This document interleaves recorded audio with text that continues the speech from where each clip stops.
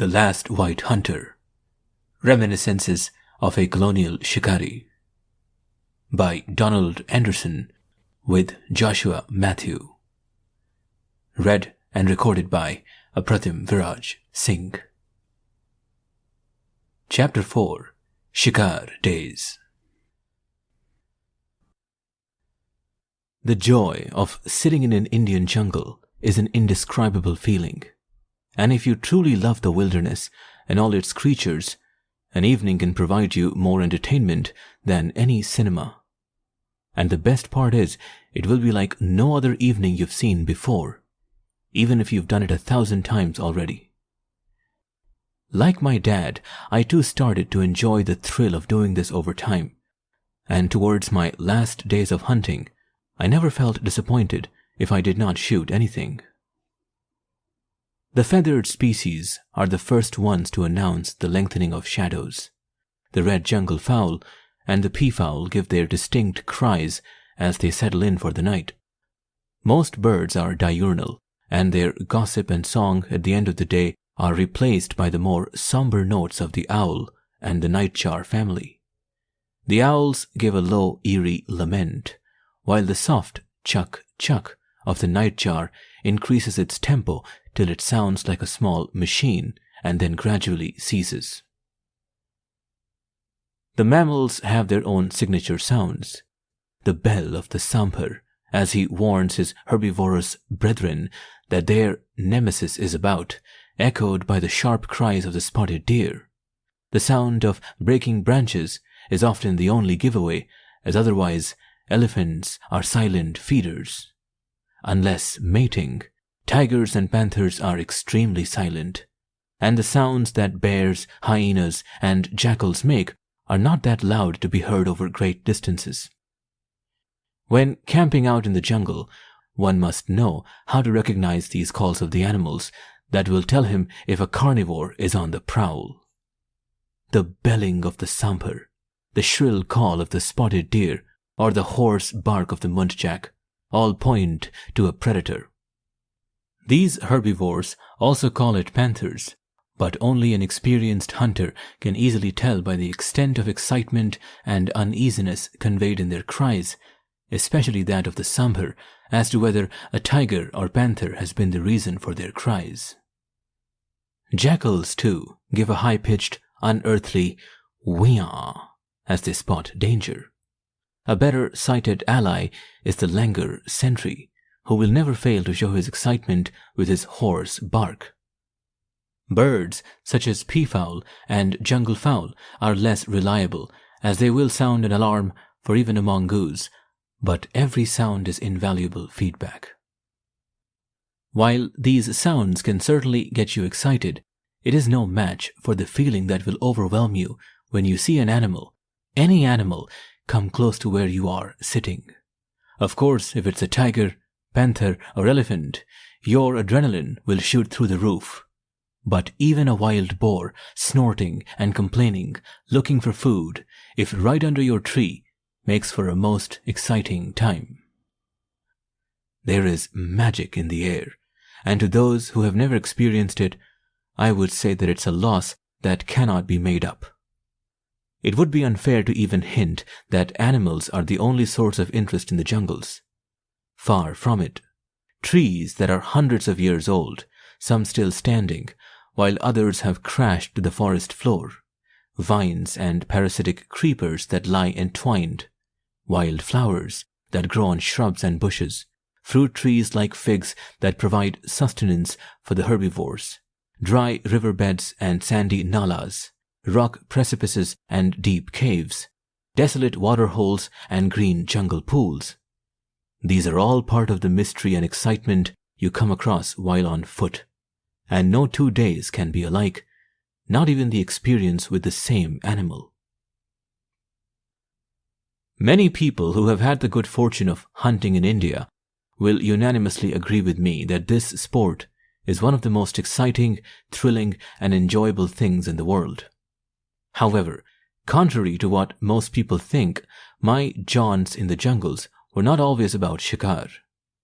Even as a young boy who was confident about handling a powerful gun, I still enjoyed the trips where I just appreciated the wildlife I got to observe. I did not need anyone preaching to me nor talking to me about conservation. There were times when I would ride up to Devara Beta on my bicycle, leave it at the rest house, and sit at one of the 3 water holes all night long just to enjoy the solitude and enjoy nature at its best.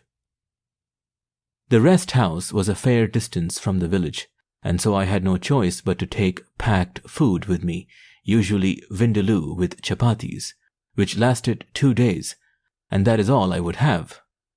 Butter in those days was available in tins, but once opened would spoil quickly in the hot weather, so I would finish a whole tin in a single day. I have lived a decadent, selfish life, taking and doing what I wanted. It may sound as if I'm gloating, but I'm merely putting on record the way I lived my life, the rules I made for myself, the absolute lack of respect or concern I had for any other living creature other than myself. When I was out in the jungle with my rifle, I attained a state of nirvana, for I felt like God. I was so confident about my skill as a hunter that I knew no creature could ever hurt me, and I took some really extravagant risks during those times. I have no explanation as to why I do not even have a scratch to show from those days. My parents, too, seemed to believe that I was invincible, and they never said stuff like, "Be careful."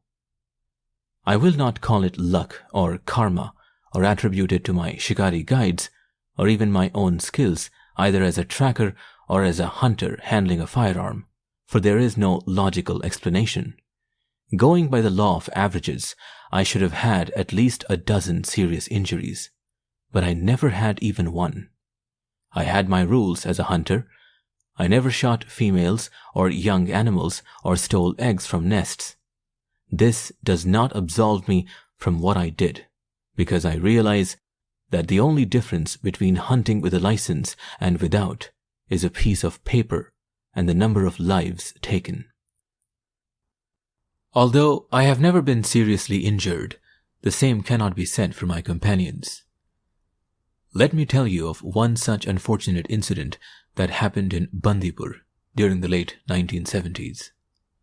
A friend of mine from school had come back from Australia, and I was keen to take him to the jungles as he wanted to shoot some pictures. He was not keen on traveling by motorcycle, so we decided to hire a taxi. It was supposed to be the 3 of us, but when the driver finally arrived to pick us up, we saw that there was an additional person. The driver begged us to let his friend come along, for his courage had failed him when he heard that we would be driving through the forest. I was not keen, but somehow let the uninvited guest come as well. That evening, after we finished driving around and getting the photographs, we came to the area where we had booked our accommodation and decided to get a bite to eat. The driver and his friend wanted to smoke a bidi, or an Indian cigarette, and so we stopped at the small tea shop by the main Ooty-Mysore road. It was getting late, and we were perhaps the last customers at the tiny tea stall, which was lit by a single Petromax lantern. The last bidi was stubbed out, and we had finished our tea and were walking back to the car, when out of the blue there was an angry trumpet, and we could see a tusker running straight for us, almost from behind the tea stall. My friend and I were already some distance away, and we had a head start. We ran in different directions and headed for the buildings we could see some distance away. The driver ran past our ambassador car and away from the buildings, perhaps thinking that in complete darkness the elephant would not be able to see him. Unfortunately, his companion thought that the safest place to be was inside the car, and on reaching it, tried to open the doors. As luck would have it, it was the only time during the entire trip that we had locked the car, and the 5 or 10 seconds it took him to try to open the door made the difference. We did not see or hear anything, but when we regrouped, we found that the poor chap had been killed. Perhaps The elephant had just whacked him with its trunk, for his lifeless body lay a few feet away from the car. We took him to a hospital at Gundalpet, where he was pronounced dead. This incident, and some that I will mention later, are testimony to the fact that the risks one would take while in the jungle in those days could be life-threatening. When you are in the jungle, it is a good idea to be always prepared. Although nothing can teach you better than experience, you gain an advantage if you pay heed to the words of those who have been there before. Typically, when you are sitting up over a kill in near complete darkness, you will not hear the tiger or panther arrive. Despite their size, they are soft-footed and extremely wary about approaching their kills, especially man-eaters and ones that have been shot at before. Only once the feline starts feeding will the crunching of bones advertise their presence. It is pitch dark, and you will have no idea which side it is facing until you switch on your torch. You only shoot at specific points on its body, so the direction it is facing, away from you or towards you, makes a big difference. You need to have nerves of steel and be ready, because you get just one shot, and that means you have to see its position, raise your gun, locate the spot you want to hit, exhale, and fire. If you shoot and do not bring it down with your first shot, and if it has not seen you, the animal will run in the direction it was facing when the shot was fired. So, if you are on level ground, and by some circumstance the cat has been facing you, you can kiss your life goodbye, for in a flash it will be upon you. I will not defend my hunting some of the larger animals as some sort of service I did to protect people, but the truth of the matter is that tigers, panthers, and wild dogs were treated as vermin in those days, and hunters were rewarded for killing them. Bears and wild boar were not considered game-worthy, and shooting them did not particularly interest anyone. Elephants, inexplicably, have been protected since 1873, and unless declared rogue, one would get into serious trouble if one shot them.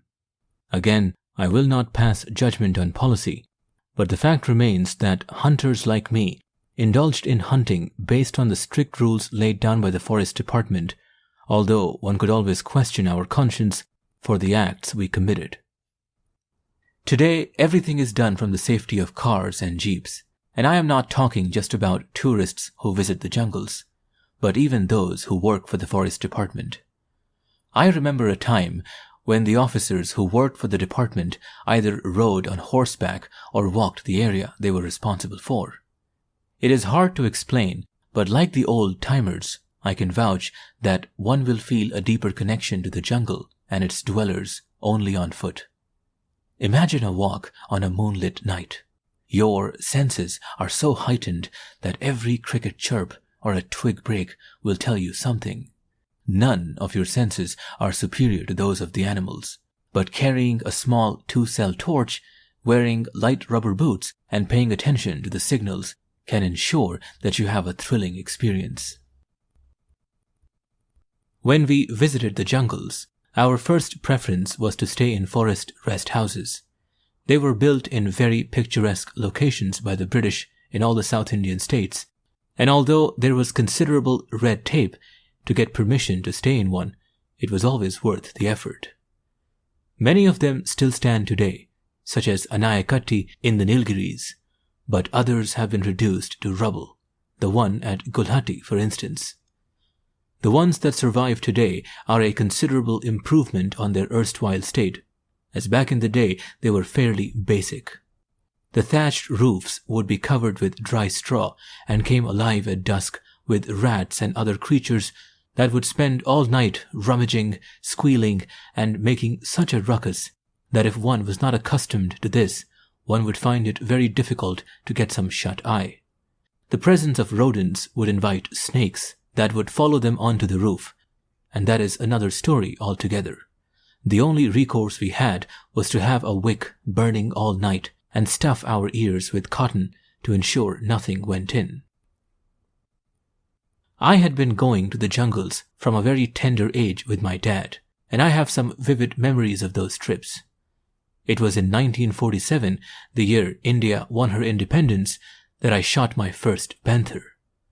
I had started visiting Javlagiri with June when I was about 10 years old, and by the time I was 13, I started going alone. Looking back, it is remarkable how much freedom my parents gave me, but then again, the world was a much safer place back then. I had practiced enough with my shotgun and felt that the time had come when I would be able to shoot a panther. Javlagiri was familiar territory, and I cycled there with the firm intention of bagging spots. Although my family knew that I carried my shotgun, in their minds it was for protecting myself in case I was in a tight spot. I cycled for a couple of hours with a friend, Colin Bone, who was older than me, feeling deliriously happy as I had just been given permission by my dad to go on a hunt. Colin was not interested in hunting, but my gun gave him the confidence, and so he said that he would tag along for the adventure. Panthers were so common in those days that it was not long before I heard one sawing from the rest house.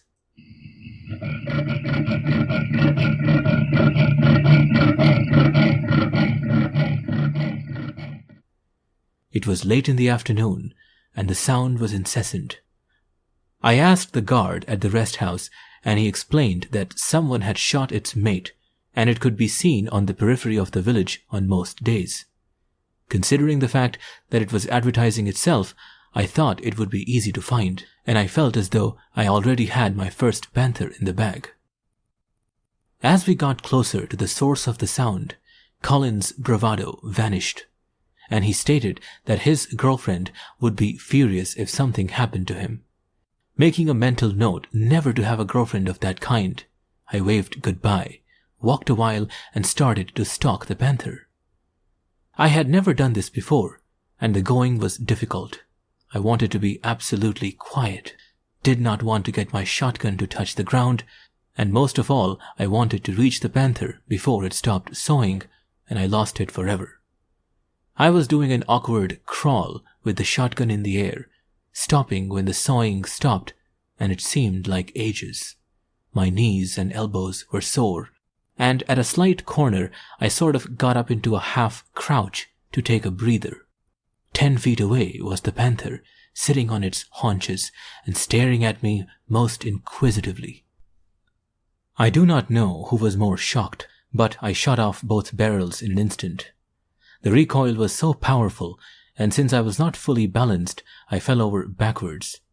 I had missed my opportunity, for when I got up there was no sign of the panther. I was disgusted with myself, and trudged back to the rest house, where Colin was waiting anxiously after he heard my gun go off. The next day we waited for the sun to get high in the sky, and managed to get a few villagers to help us track the panther. To my utter delight, we found the panther a few yards away from where I had shot it. I explained to the villagers of how this was my first trophy, and they helped me skin it. However, it was a shoddy job, and I never managed to preserve the skin as proof of my initiation into hunting. Let me follow that up with the story of the first man-eating tiger I shot near the village of Gajnor many years later.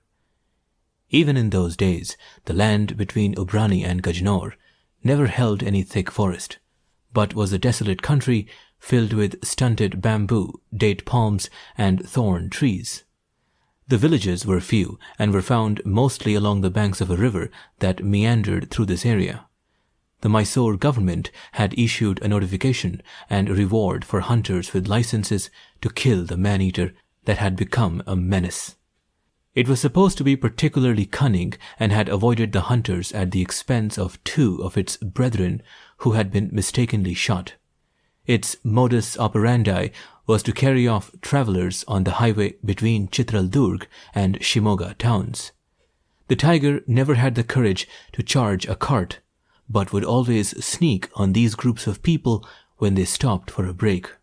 Of course, stories are grossly exaggerated, and it was not long before the rumor that it would jump onto bullock carts and carry away victims became extremely popular and practically brought all traffic to a standstill between dusk and dawn. On every occasion that it made a kill, it would leave the bullocks and only carry off humans, a frightening prospect, for at minimal risk it could have killed the tied bullock, which would have given him a larger meal.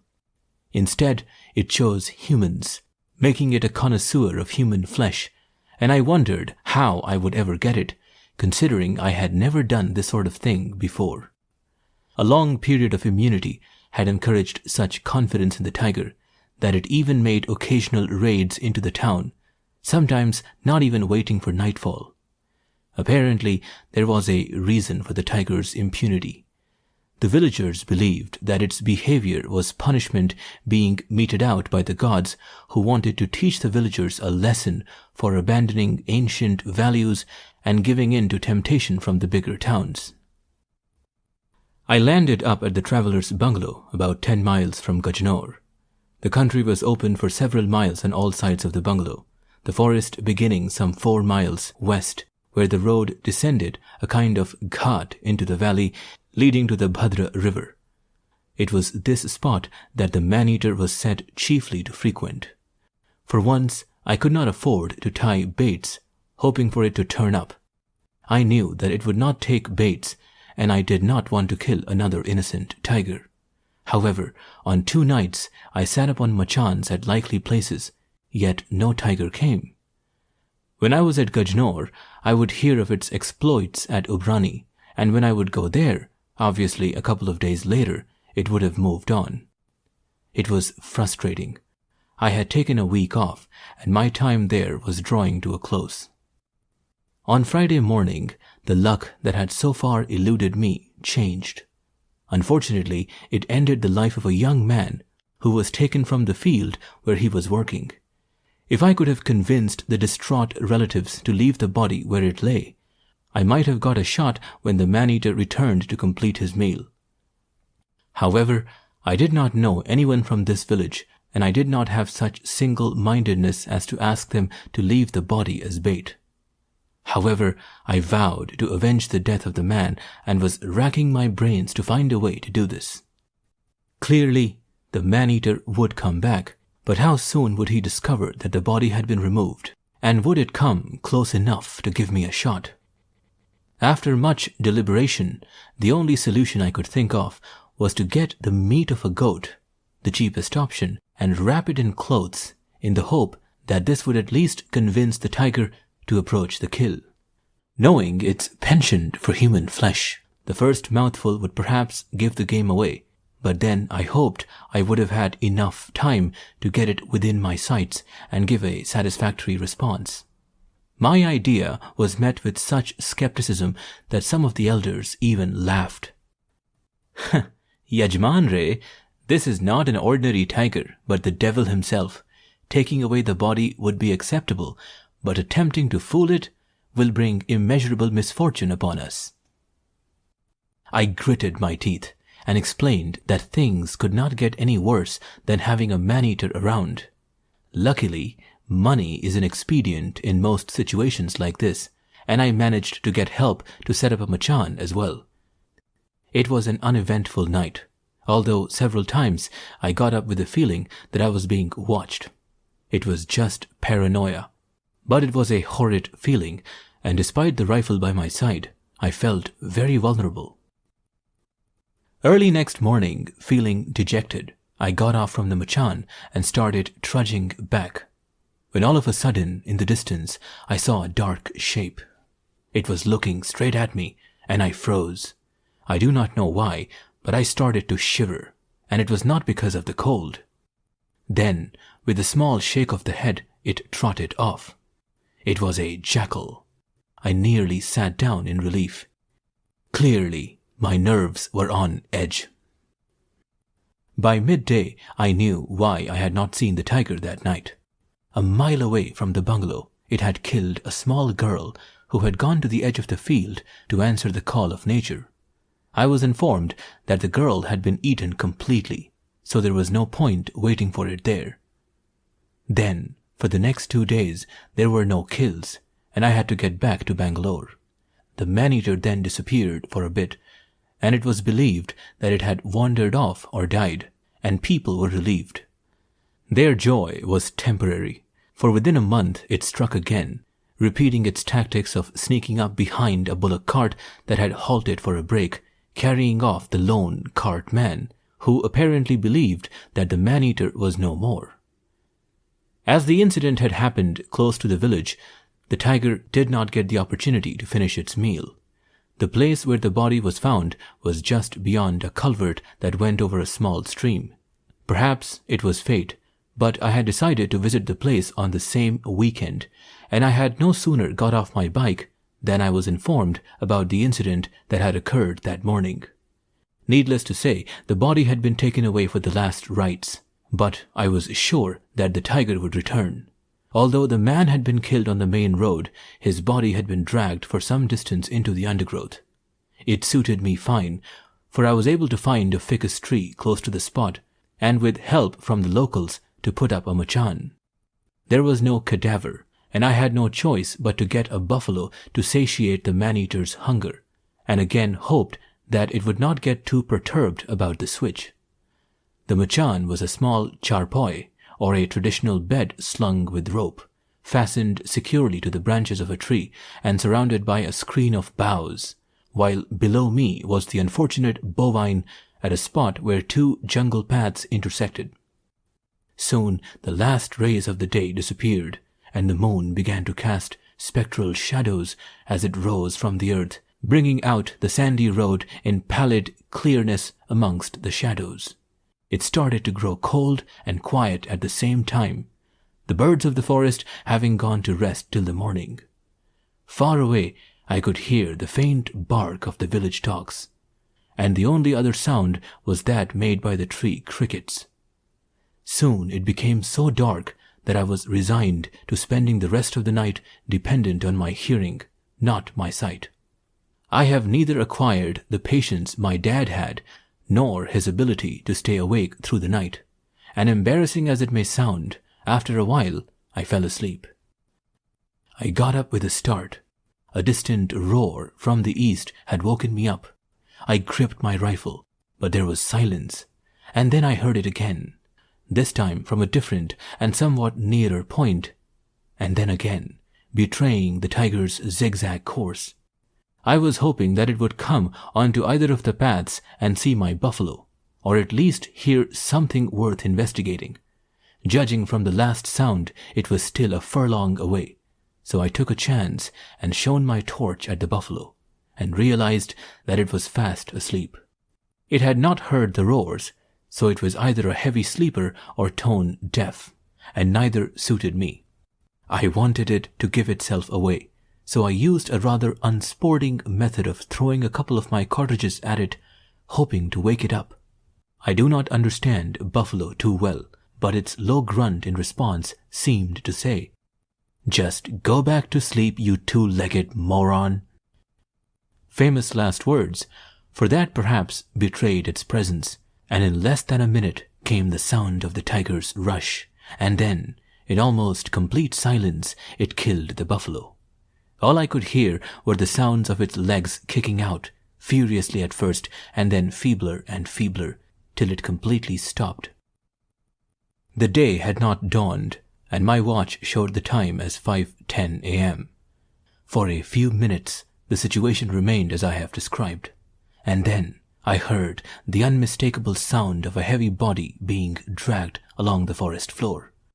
Under the trees, it would have remained veiled from my sight, and had it dragged the body in another direction, it might have retreated into the jungle, but on the light-colored mud road there were no shadows, and the pre-dawn light gave me that one small window of opportunity to silhouette the tiger, and I did not miss.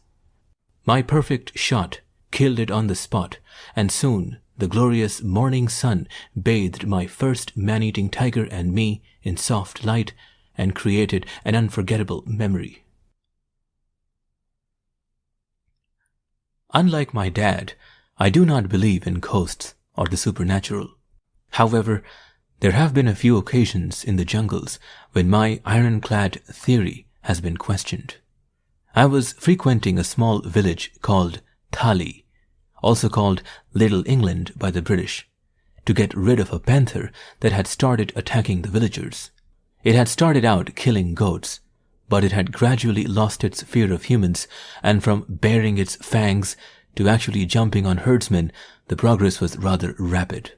I knew that it was a matter of time before the inevitable happened, and I wanted to prevent it from happening. I went there every weekend for more than a month to get rid of it, but I never seemed to have any luck. What worked in my favor was that Thali is very close to Bangalore, and I could afford to go there as often as I liked. Soon it was the peak of summer, and the Thali lake bed lay bare in most parts. I knew that this was one place where the panther would come to quench its thirst after sunset. Since I was not sitting over a bait, there was no reason for the panther to walk into my sight, and so I had to think of something else. I had to be at a spot where I could watch the waterhole from all sides, and the only way, however stupid it may have been, was to sit right next to the waterhole itself. This was a massive risk, knowing that this panther did not fear humans, but I was young and perhaps foolish. So I asked a couple of the villagers to dig a hole in the sand deep enough for me to sit in, but one where my gun could be pushed out without having to get up. I got into the depression and asked them to cover it with some branches and grass.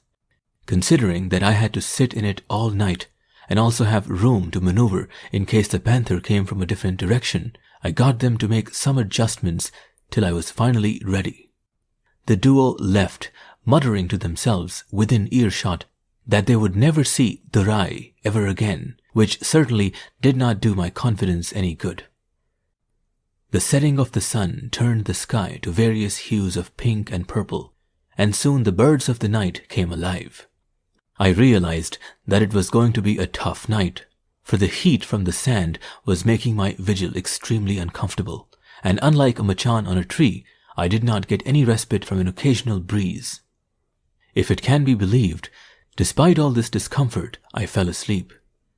Then the oddest thing happened.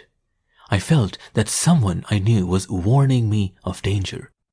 It was not as in a dream, but as if it was happening in real life. "Look up! Look up!" came the repeated cry. I woke up with a start, but was careful not to make a sound. I sat there, feeling sweaty and drained. I will never forget that moment as my eyes got accustomed to the surroundings and saw the crouched panther staring at my hide not more than 15 yards away. I bagged the panther with a simple shot, but I have no explanation as to who or what warned me and allowed me to wake up, else I would not have lived to tell my tale. While I always follow up a wounded animal and put it out of its misery, I must tell you of one that I did not. I had received word from the Madras government that a rogue elephant had caused considerable damage near Kodekarai. I knew the superintendent at Hosur, who had sent me a telegram to get rid of the beast. I only had the weekend free, since on Monday morning I was expecting some foreigners from Binny's, where I worked, who were coming for an inspection.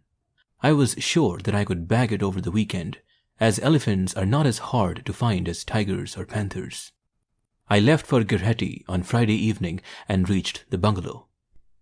I was impatient to get started, which kept me tossing and turning all through a night that seemed to have no end.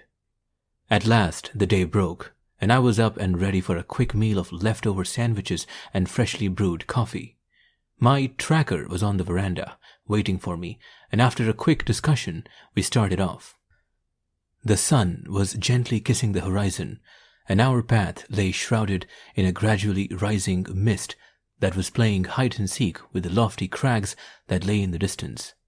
Soon the pink eastern sky turned grey, and then the sun became a dazzling white ball of fire, rising above us and making the going tough.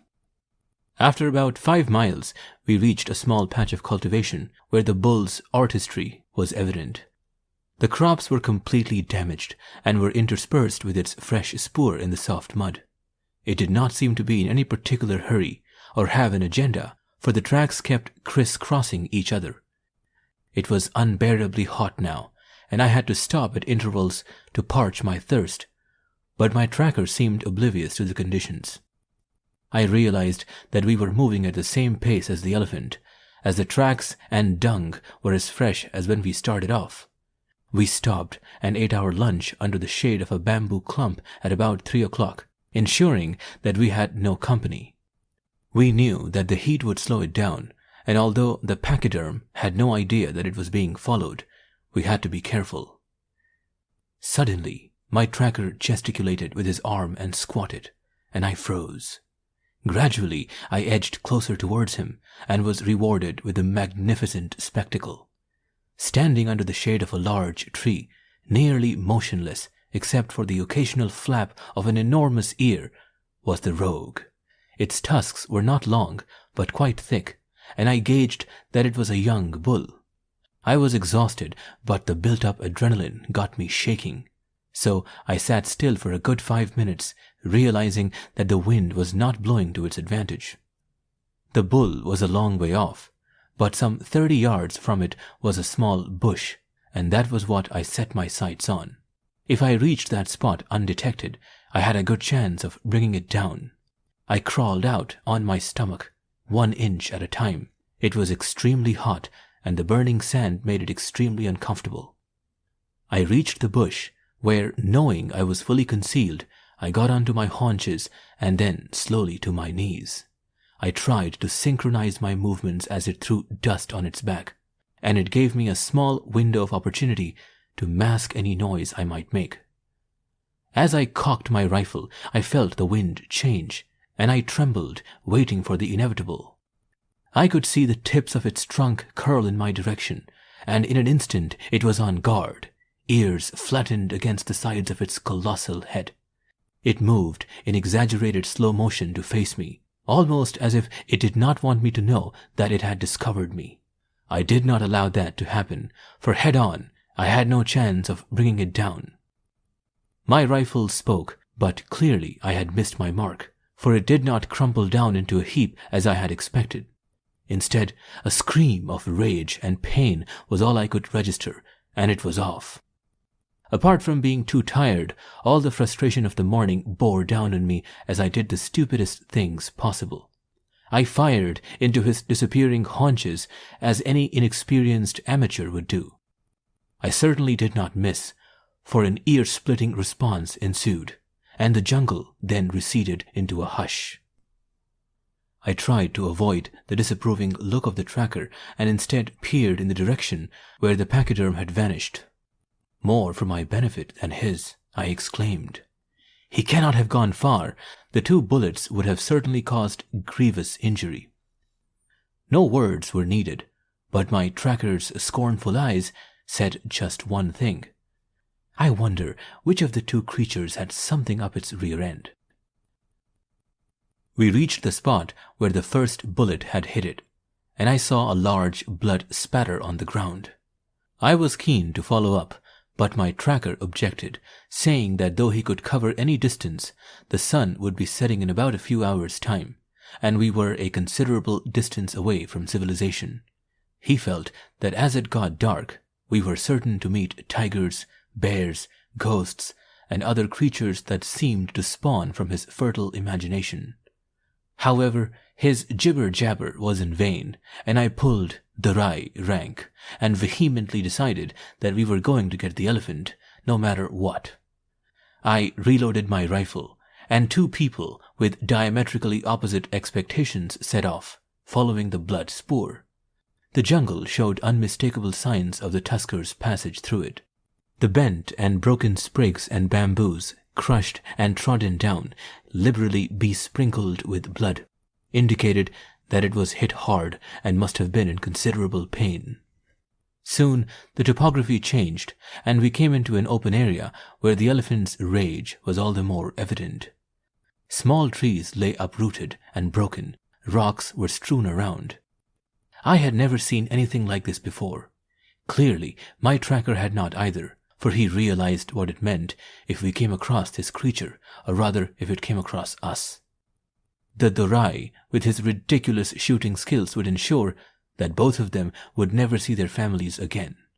Although he begged and implored me to abandon the quest, I paid little attention to his entreaties. Despite my high-strung state, an idea suddenly occurred in my clouded brain. I now had a chance of making up for the previous 2 gargantuan mistakes.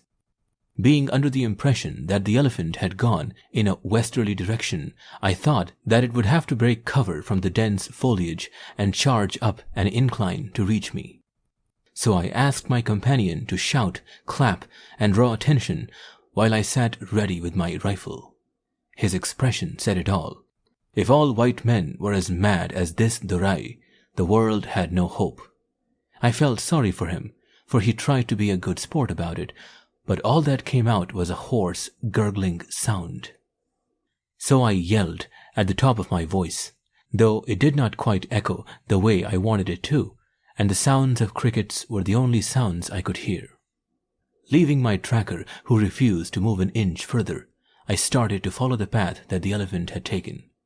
I then realized that I had got it wrong. There was no blood trail or broken saplings. It had gone in an entirely different direction, and a sickening feeling took over. I had assumed that the elephant had gone in a direction where the forest cover was farthest from where we stood, and that had given me the confidence to put on a show. The truth was that he had gone in another direction, perhaps even backtracked, and none of the other possibilities would have given me the advantage I assumed I had. The setting sun gave us our last admonition, and I realized that I had been beaten. I had to reluctantly admit defeat and started my long and incredibly nerve-wracking trudge back home. I was lucky that I had my tracker, for he managed to get us home in almost complete darkness. He did not show up the next day, and I knew that even if I got a new tracker, I would never be able to find the elephant.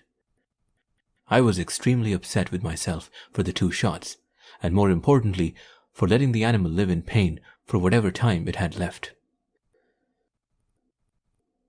During a jungle trip, there are many precarious situations one lands up in, but I had so much confidence in my rifle and in myself that I never felt I was ever in a situation beyond my control.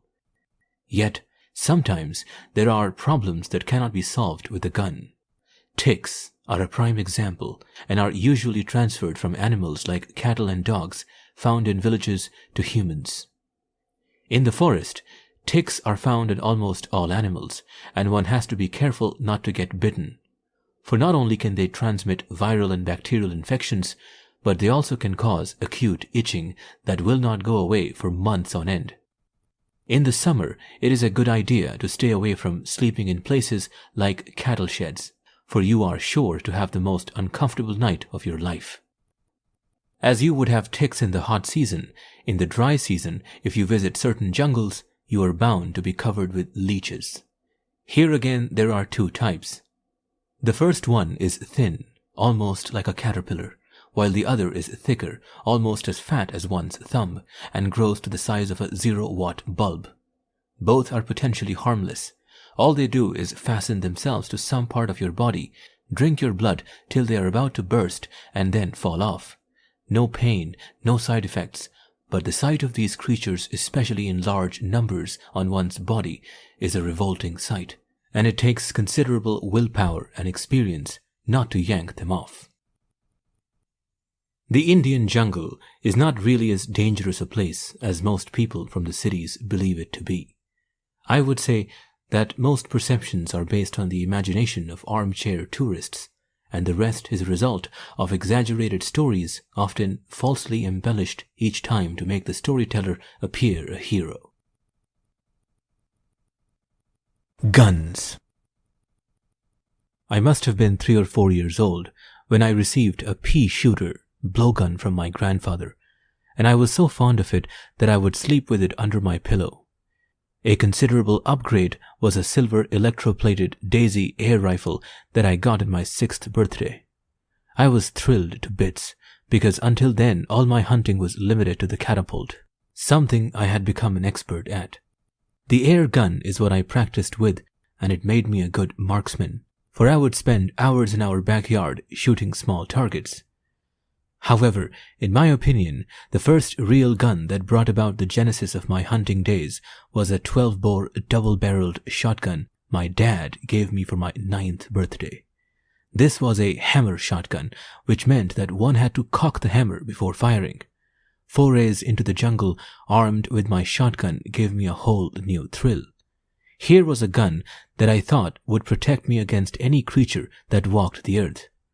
I did not have the strength to cock the hammer, and each time I had to ask Dad to do that for me.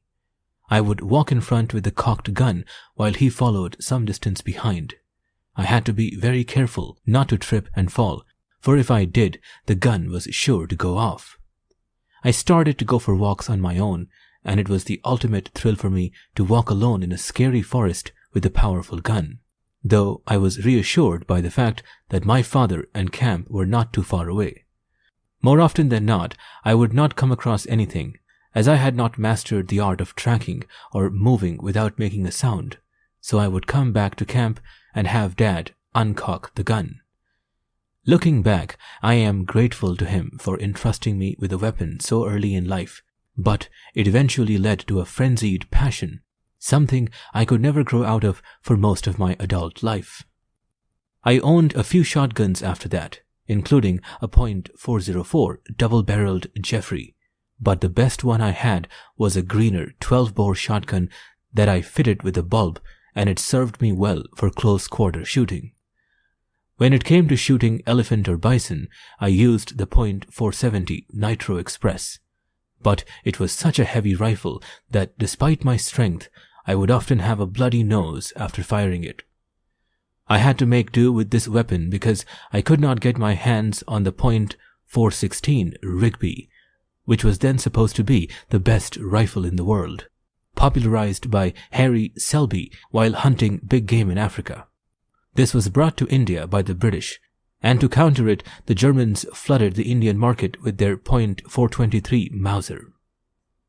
My dad, of course, had his .405 Winchester, one he bought for 50 rupees, and he was very proud of both the gun and the amount he paid for it. It was a cheap big game gun with an underlever, but the problem with all Winchester rifles was that if you did not handle it the right way, you could jam it up. Despite that risk, he never parted with it, and to its credit, it never let him down. All of this came to an end in 1972, when the Wildlife Act was passed.